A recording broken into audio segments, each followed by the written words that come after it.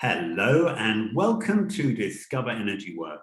Today I'm talking to Chen, and living in Hong Kong for so long, I wanted to represent what is a most incredible art and very much scientific in many ways, which is Feng Shui or Feng Shui. Well, people pronounce it all kinds of ways. Chen he's got a fantastic story about how he got into Feng Shui, and he's obviously one of these. Well, I just heard his story and I'm like, I believe this guy. This guy can help a lot of people. So I wanted to, hi John. I wanted to share your story. Thank you for the honor. Well, I think I'm honored, so thank you very much. John, we were talking before, because I like to kind of talk to people about their background, and I feel that Feng Shui is so much part of an energy work, almost like a spiritual life. You were telling me about how you kind of became involved in it. Yes. When we were talking the other day, I make it a point to let you know that how I got started with Feng Shui is really amazing, even to myself. Yeah. After so many years, on hindsight, I thought, wow, maybe for some reason I'm born to be doing like this metaphysical work or somehow.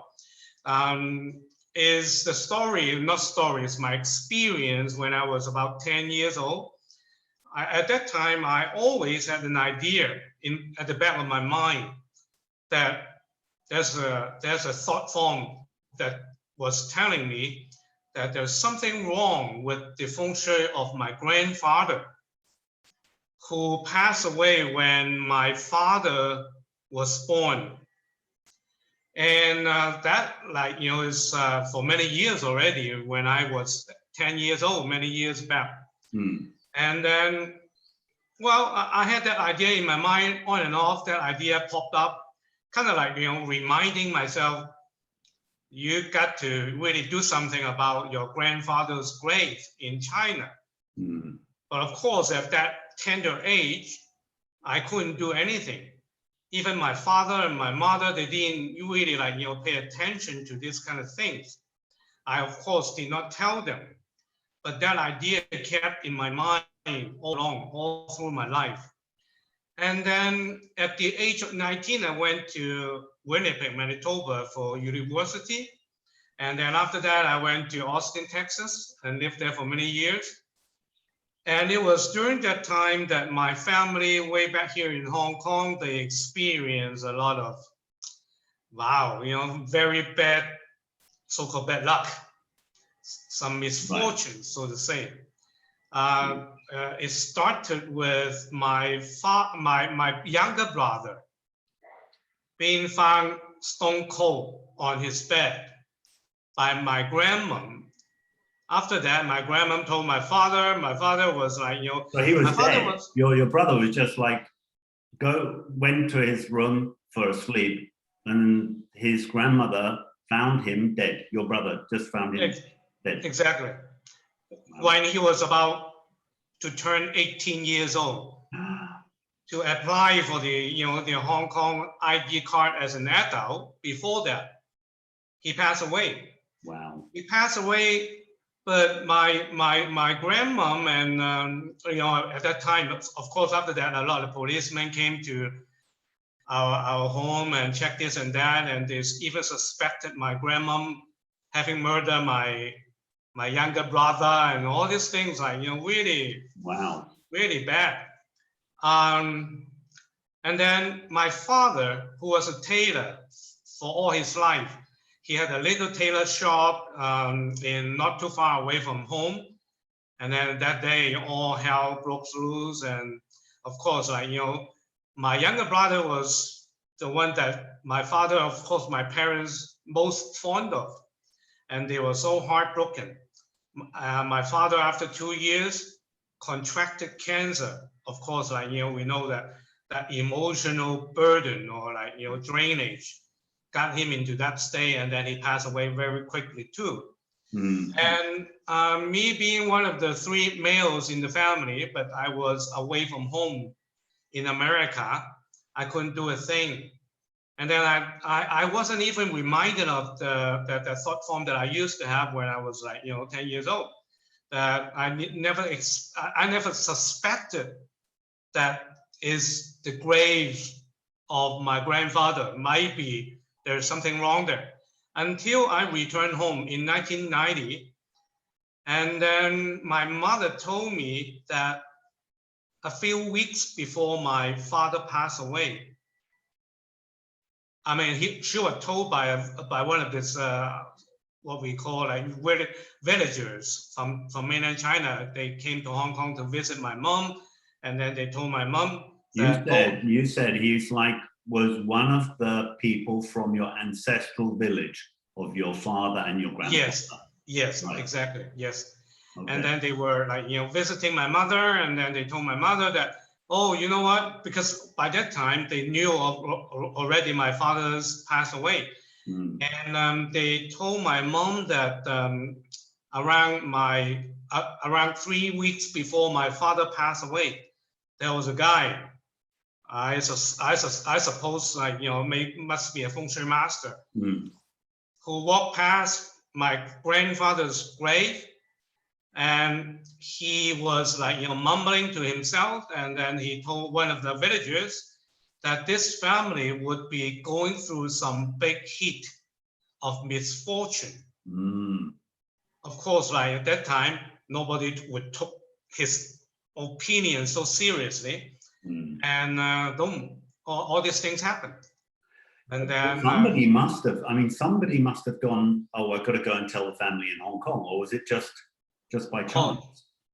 They wouldn't do that, because it's quite a big deal for them to apply for a visa to come to Hong Kong just to tell my mom that. True, yes. And then normal people would not believe things like that so easily.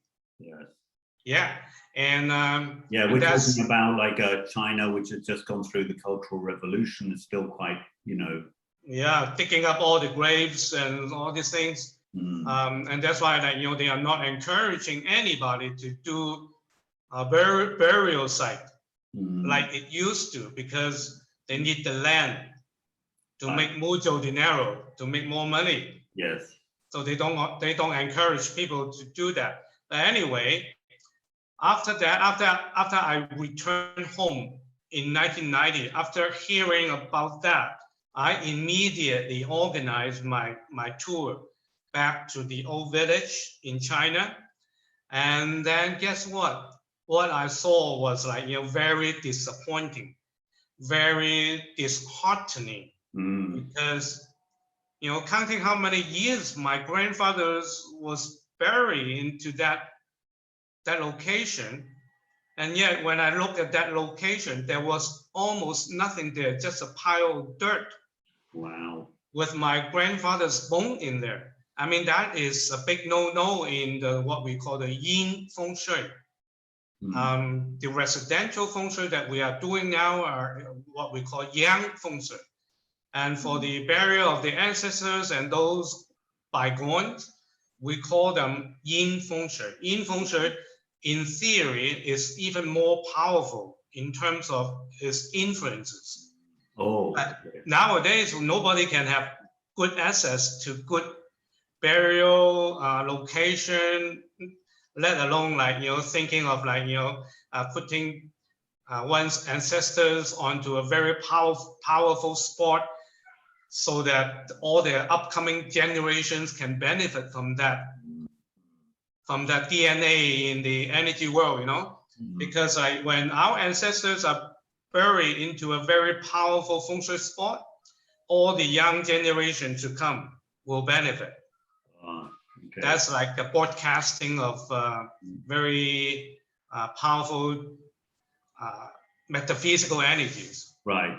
So you were having, what you're saying is there was a connection between your grandfather's bad burial space, and that was having a very powerful influence that eventually caused your brother's death and your father's death. It's like a domino effect of many things happening over. So it's like an energy coming out from the ancestral grave.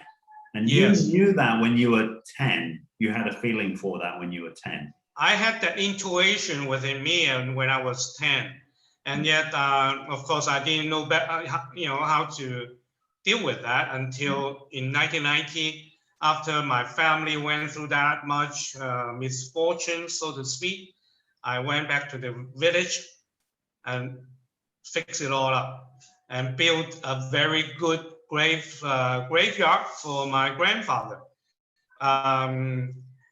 In Chinese, we call 入土為安. 入土為安 means 入 is into, 土 is earth, 為 is equal to, on is secure, safety, rest.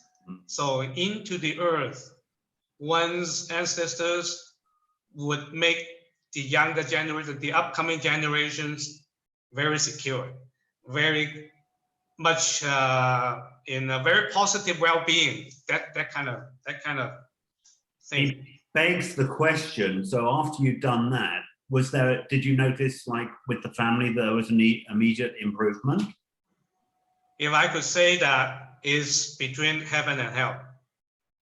Okay. There is such a big difference. I cannot believe myself that, before I did that, within my family members, my mother and my sisters, when we get together, there's still that big piece of stone in our heart. That hardly can we feel happy. We all felt very depressed, except that because we all are into doing social work and things like that, we know what depression is, and that's why maybe each one of us was really opposing that feeling of feeling depressed, but we were depressed. We could feel the big piece of stone in our heart. But after we fix that all up, how do you spell relief? I mean, that is big relief. Wow, amazing. So I'm imagining, I don't know what you were doing before. You'd maybe doing business in America, and then suddenly you're like many Chinese families. The family is so powerful. If something happens in the family, they call everybody in, and you come together, and you sort of centralize. But that's a big leap to go from there, repairing the grave, to saying, okay, I need to do this as my life calling. So what happened? All the villagers, they were very helpful, and they helped out a lot when I was into this project of rebuilding the graveyard for my grandfather. And everybody celebrated too. For some reason, I just don't understand why it had been such a big piece of dirt hiding my grandfather's bones for so many years without anybody mentioning anything to my parents and stuff like that. But we Chinese, we know deep in our heart that our ancestors' grave is one of the most important things that we need to have them taken care of, or else it's not bad for the upcoming generations. Right. So you felt like, I mean, that's exciting, but so you went and fixed up your grandfather's grave, and I was in China in 1989. So when you talk about 1990,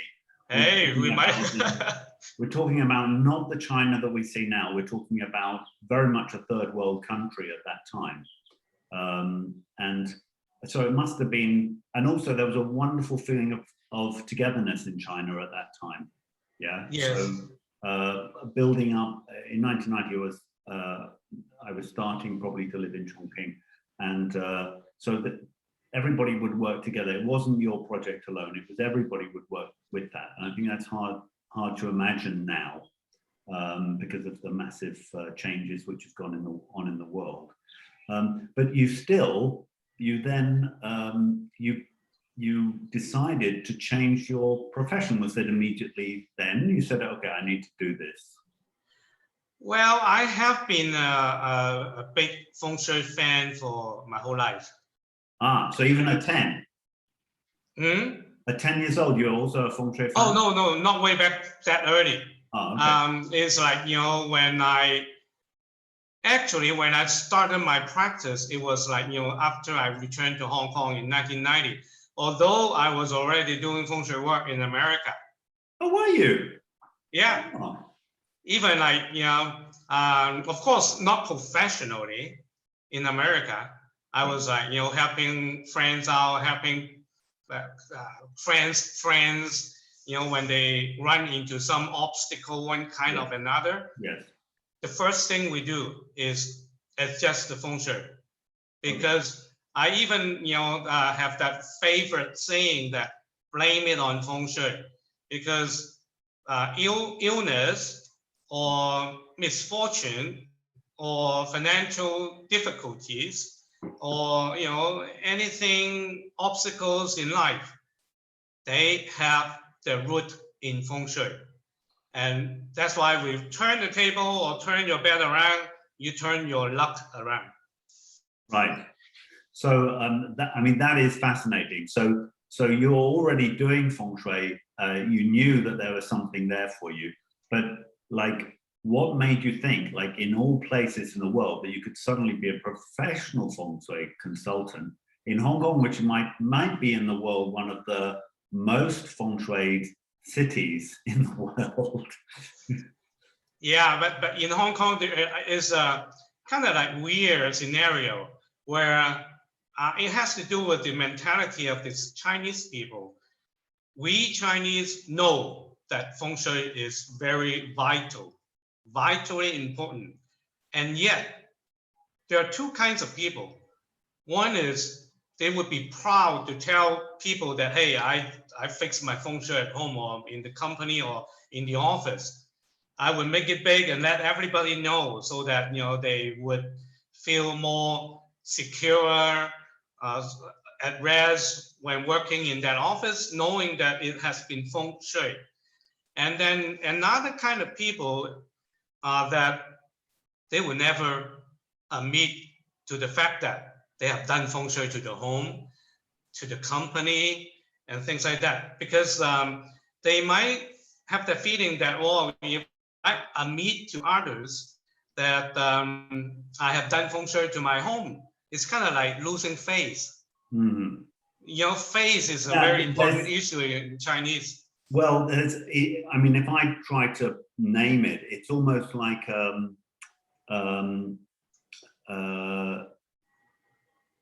traditional. There's a traditional culture which exists, which is almost in the air, and people don't think about it. And once you get to the really traditional culture, they're too sophisticated and modern to believe it. Yeah. And yet, if we look at many people go to the Chinese doctor, for their problems.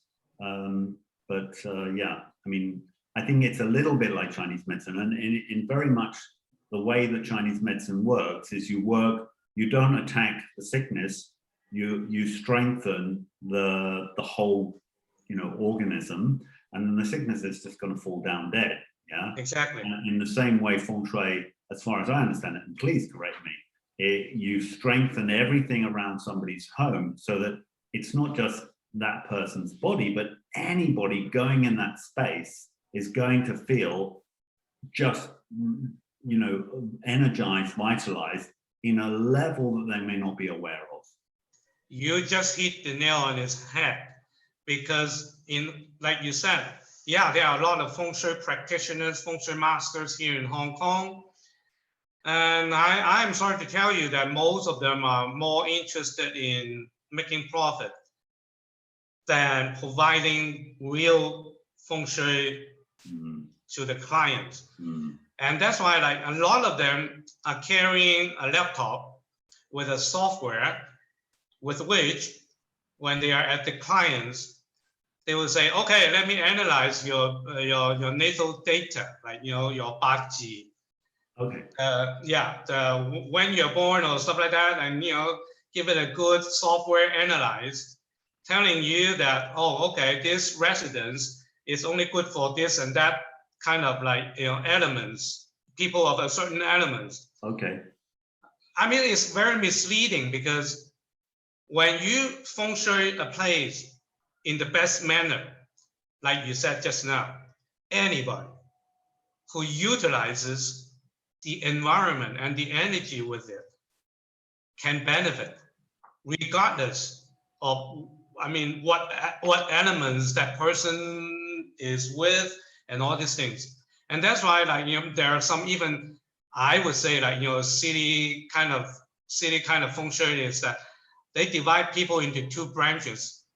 Okay, on the one hand, you belong to this, maybe like, in a family, a husband and wife, let's say.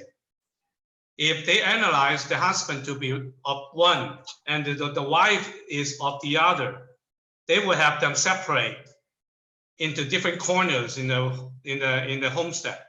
Right. And then they would never end up sleeping together. They would never end up like, working together because, they belong to this type of so-called like, natal chart. And then the other person is with the other. I mean, it doesn't make sense at all. Right. However, let's be fair. There are bound to be like many systems, traditional systems of feng shui, and some of them are practical for modern living, but and some of them are impractical. At some point, perhaps they had their validity. But what you're saying is you found a system which works for you, for everybody, and in a practical way. Is that fair to say?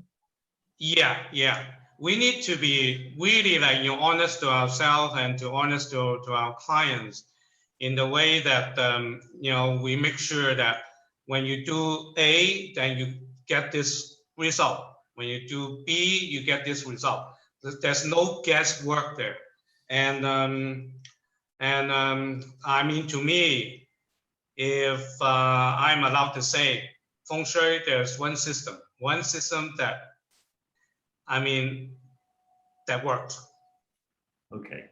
Well, you're allowed to say anything. I mean, I think I invite people to talk on my show to share their experiences. And if that's your experience, you're welcome to share it. And next week, somebody may say, they say that's their system. But for me, I have no horse in the race, as they say.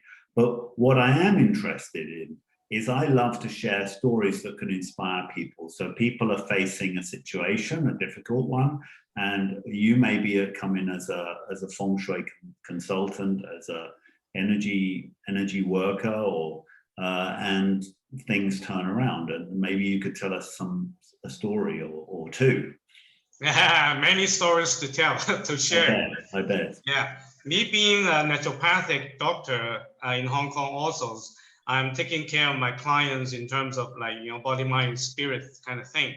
And that's why like whenever I had client coming over to me saying, oh, they have this and that, these so-called diseases and stuff like that, especially for serious ones, such as cancer or some chronic diseases, the first thing I would do is go check the feng shui in the home. It's like 99% out of 100 that I could find the reason for their issues, and then by fixing that physical aspect, I mean physical aspects in terms of feng shui, because feng shui is all kind of arrangement, object placement, or how you arrange your bed, how you arrange your main entrance, how you arrange your stove. That kind of object placements could be one of the major reasons for sickness for a lot of people. For example, I have just handled a recent case of an elderly gentleman who lived by himself, and all of a sudden he was so-called found to have contracted colon cancer. And of course, his daughter came to me asking for help. And I said, okay, let's go to check the feng shui of this elderly gentleman. And then upon there, I checked and I found. Now, in this case, it's a very easy to handle case because I found that his Feng Shui at the apartment that he lived in, the apartment had very good Feng Shui. And I was surprised. How come such good Feng Shui would not render any serious sickness like that? And then upon further investigating, I found that, oh, okay, it's the current energy pattern that is playing against him. Now, when it comes to Feng Shui, we go to a environment and check the Feng Shui. That is the original, what we call original plan of that environment. And then that is the main thing that we work on. And then we have to take into calculation of the energy of the current year. Because we have a calculation that is what we call Lao Lin.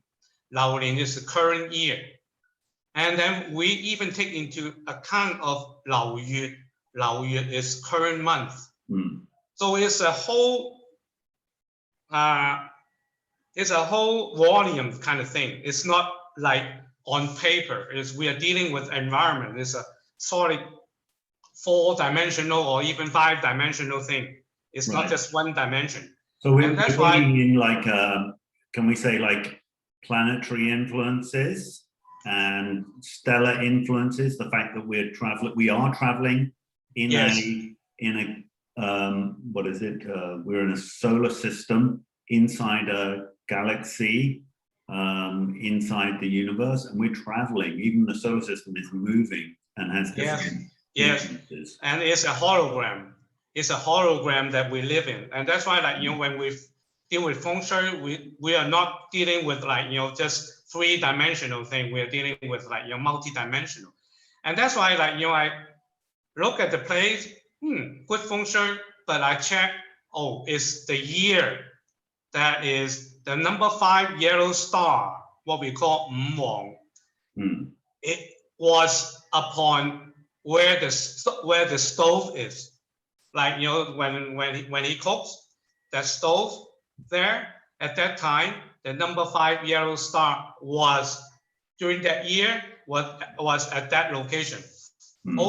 Overlapping with the number 5 yellow star, overlapping with the position of the stove.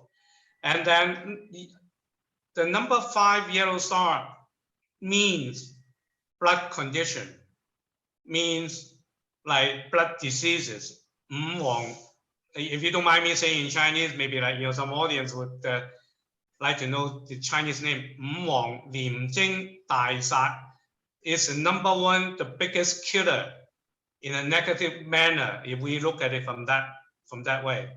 And that number 5 star is of the earth element. And that's why it doesn't like to be ignited with further fire element. And the stove is of the fire element.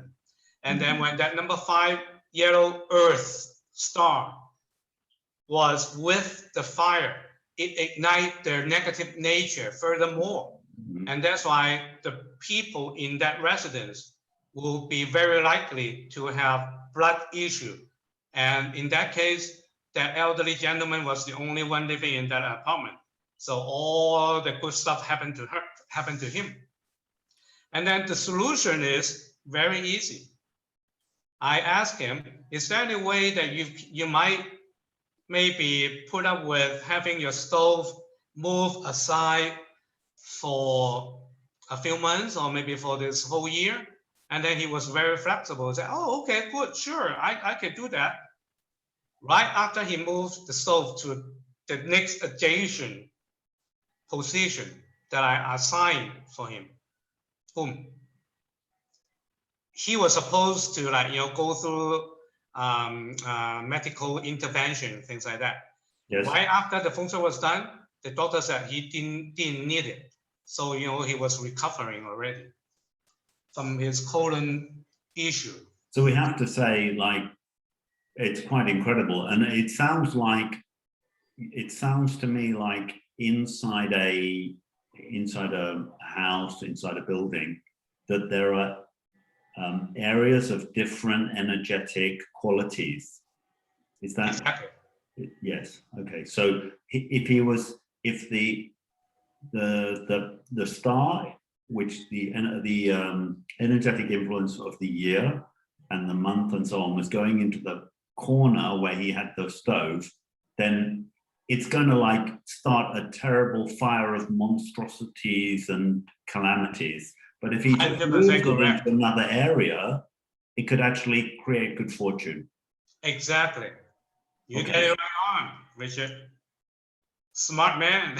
Well, no, I mean, I have, you know, studied the Taoist master, and I do understand the idea of energy. And of course, you know, it's like, is that so ridiculous? You know, what's the difference in my mouth and my eye? You know, if I can poke my finger in my mouth, it's not a big deal. But if I poke it in the eye, I'm going to notice a big difference. Yeah. But I've only divided my face into different areas that have very different energies, you know. So is it so ridiculous to think that that could be valid for a you know, geographical location? Of course it's not. Yeah, and then we are so in sync with our environment that you change the environment a little bit, and then we change accordingly. And that's why my advice to quite a bit of clients that I run into, well, I mean, you know, when they are in very good condition, making a lot of money, they wouldn't need me. They wouldn't come to me. It's those who are running into obstacles would come to me and try to find some solutions or easy way out. And I am meeting a lot of people who are in such a situation that they couldn't afford to do anything work on the environment. And then what I suggest for them to do is, okay, maybe if you can rent an office, rent a small space in which you spend more time on to. But that place, I must check the Feng Shui for you before you get committed to it. That is used as a leverage, a jumping board for them to get away from the current limitation. So it's like your yin and yang. There's yin, so you find the yang. Yeah. There's yin in the home, negative influence, and you say, okay, I'm going to get something with a very positive influence, and then it will bring to Taiti or exactly. Okay, that's cool. So how about if and this is just me being funny, but you know, funny and not funny. How about I make a small model of my house and I change inside the small model. I change the Feng Shui because I can't change it outwardly. Would that have an influence? Of course. You know why we call ourselves Chinese people? Chinese is 中国. 中is 中国人. Yeah, 中 is like, you know, deep within our oneself, deep within oneself. Like 中間 is right, you know, center, middle, whatever. The reason we take pride in being called or known that way is perhaps because our ancestors knew it all along that is the inside that matters. The outside would coincide with what we have inside. And that's why when it comes to fixing a home, because a lot of things on the exterior environment, we cannot do a thing. But as long as we fix the interior of our home, the inner world is already secure.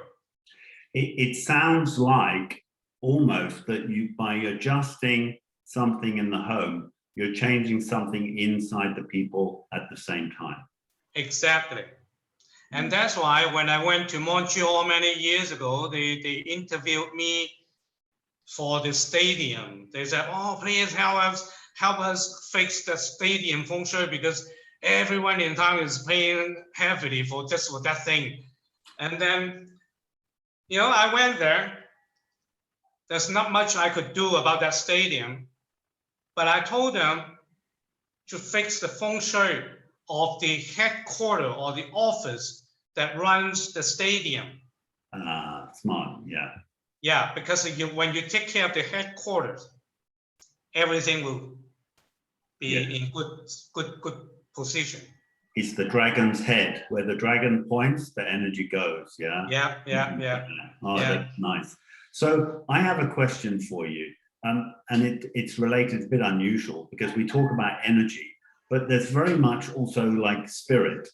So have you been involved in any, like where a spirit was caught inside a house and you said, actually the Feng Shui is okay, but you got another problem? Yes, many cases, because when I was in Austin, Texas, I was trained as a medium. And that's why, like, you know, when I do my work, I look at various levels of being, spiritual, emotional, mental, and physical. Right. And I run into many cases where spirits are involved. Yes, but it's unlike. Tell us a story, Uncle John. But it's unlike the Hong Kong movie where, like, you know, you have to set up an altar and dress up in a funny costume and, you know, get your weapon and kill all the spirits. I mean, spirits, we don't look down upon them. You know, we respect them because they are more even, like, you know, with integrity than we are spirits. people. You are spirits. Yeah. We can treat each other nicely. Yes. Yeah, we still have a house, you know, for this spirit to live here.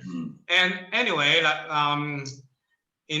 let me cite one example, one case as an example. I was invited to a home that they said they've been having a lot of, like, you know, strange happenings in the home, such as it's an apartment, right? In Hong Kong, most of them are apartment. Yes. And that apartment, they said, for some unknown reason, the ceiling within the apartment, maybe one day is here, one day is there, all happening from the ceiling, that water will pour out from the ceiling. Like, you know, it's not any leakage of pipeline or whatever, because, like, you know, mechanically they have already checked so many times with the authority and things like that. There's no leakage, no pipeline whatsoever problem.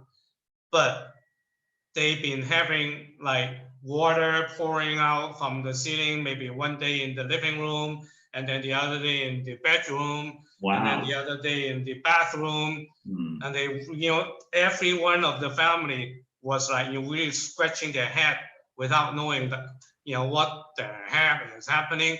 And then they ended up calling me there. And then, but because I have experiences, a lot of cases like that, so I knew what to look for.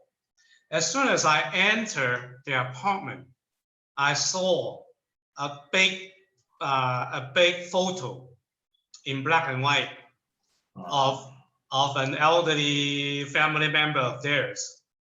That already suggested to me that they just had elderly family member pass away. You know, that's the normal Chinese way to like, you know, honor the ancestors by putting a big photo of the person in black and white.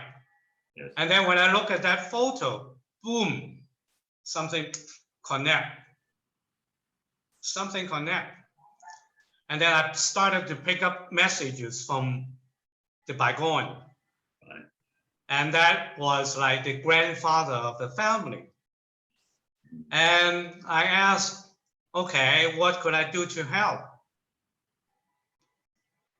He told me that he really missed his, now, I mean, this is a male thing, the Chinese male thing. You know, they all, like, you know, they are very fond of the male family members, like the boy, the oldest boy, and the grandchildren, the oldest boy.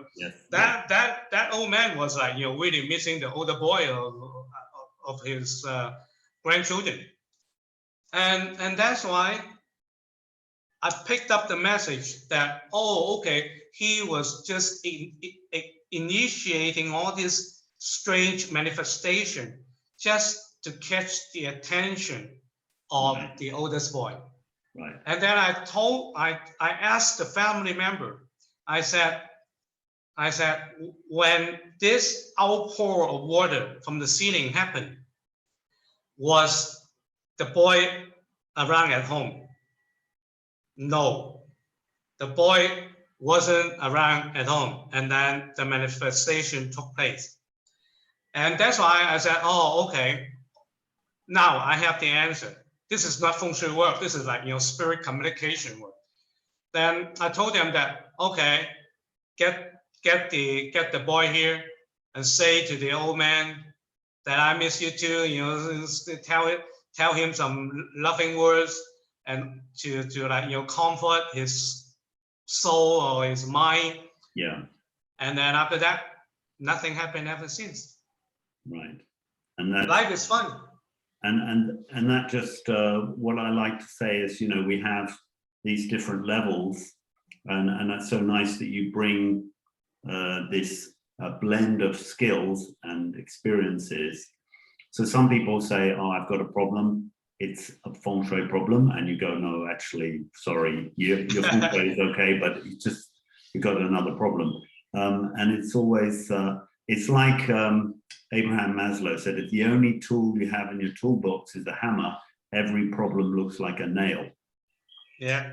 So what if people, I mean, I would love that if you were ever in Chiang Mai, come and look at my house and come and do the Feng Shui for me. But what about people, now we have virtual reality. Do you do any consultations internationally?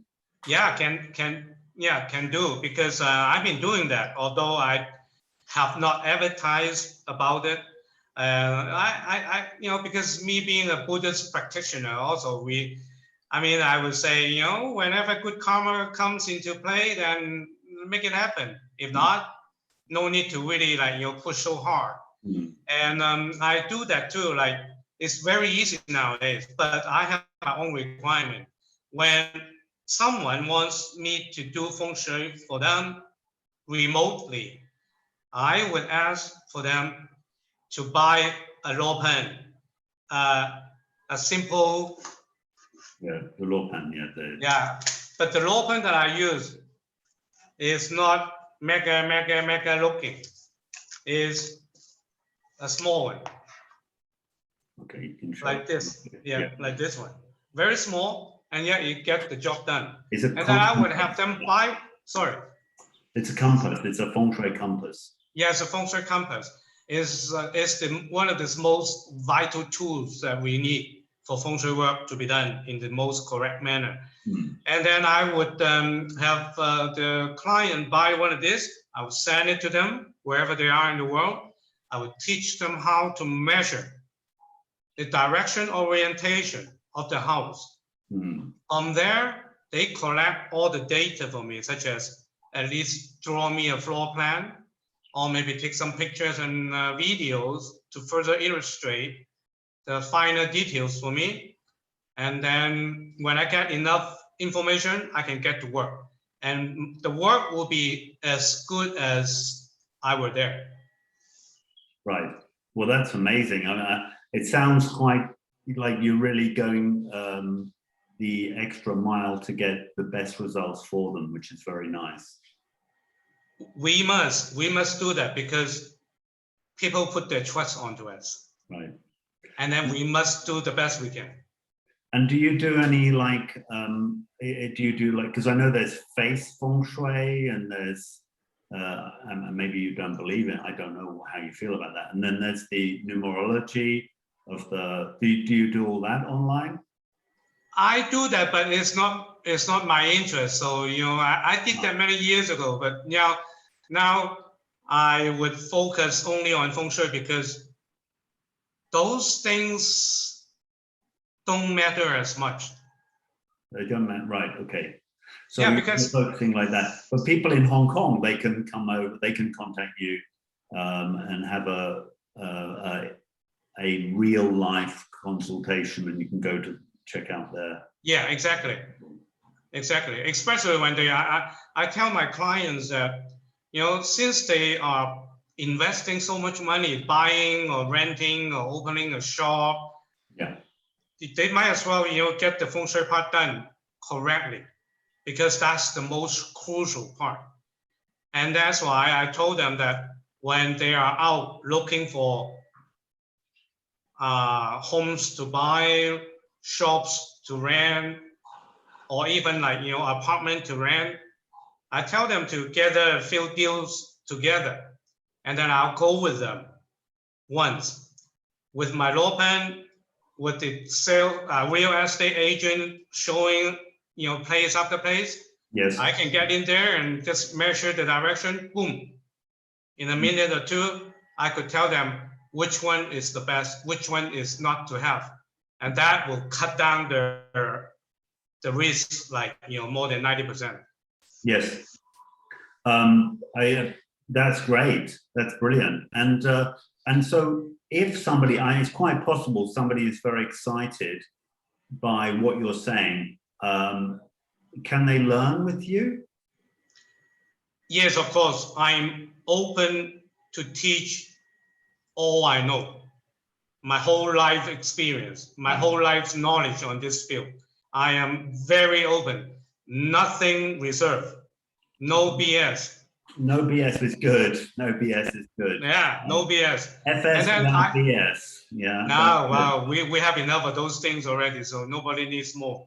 So is that something that is done? You're doing it online, or I would have to devise a very clever, cleverly devised program, so as not to leave any stone unturned.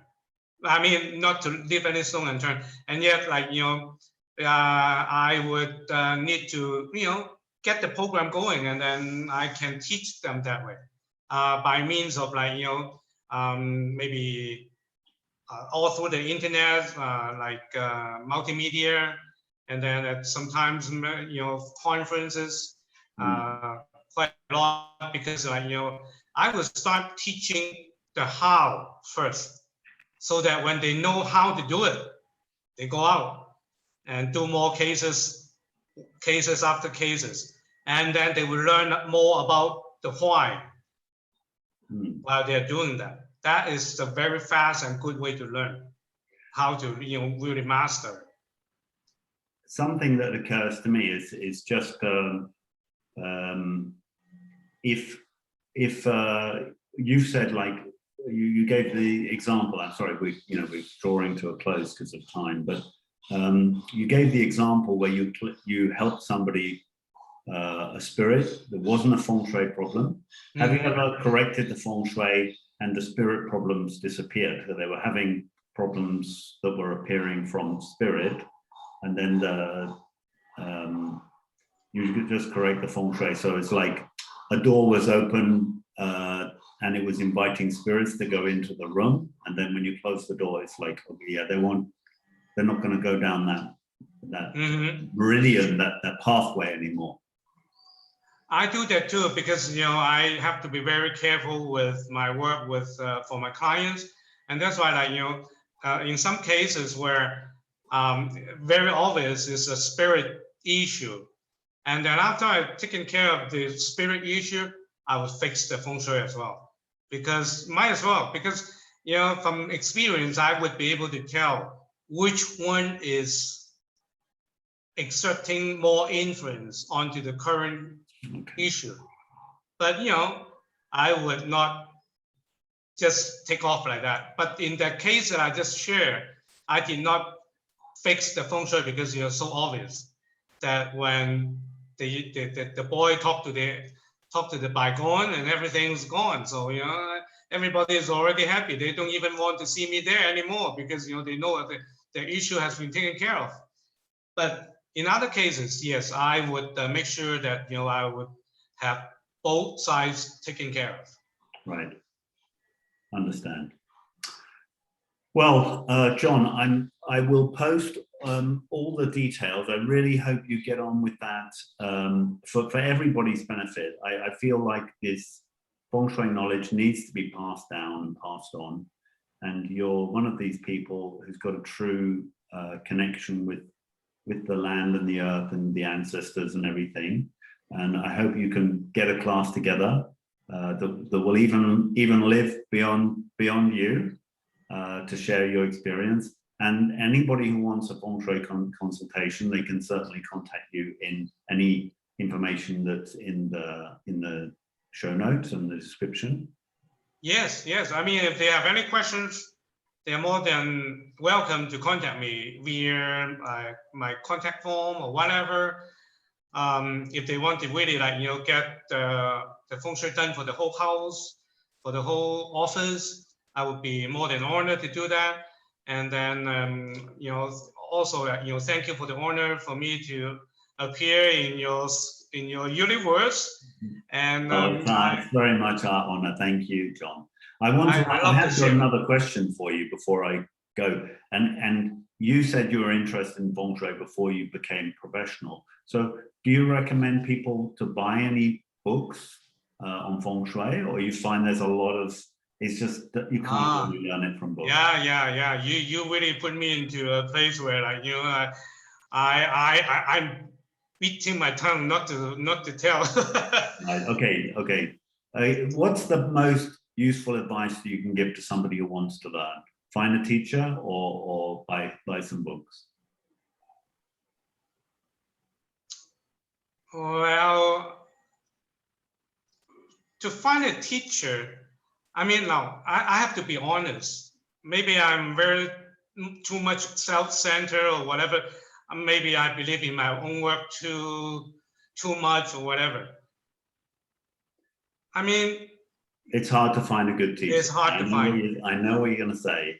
It's hard to find. I don't want to upset anybody, but you can rush out to get somebody with a famous name, and actually, honestly, sometimes the most famous people, and I'm not saying it's always like this, the most famous people, they're famous because they're famous.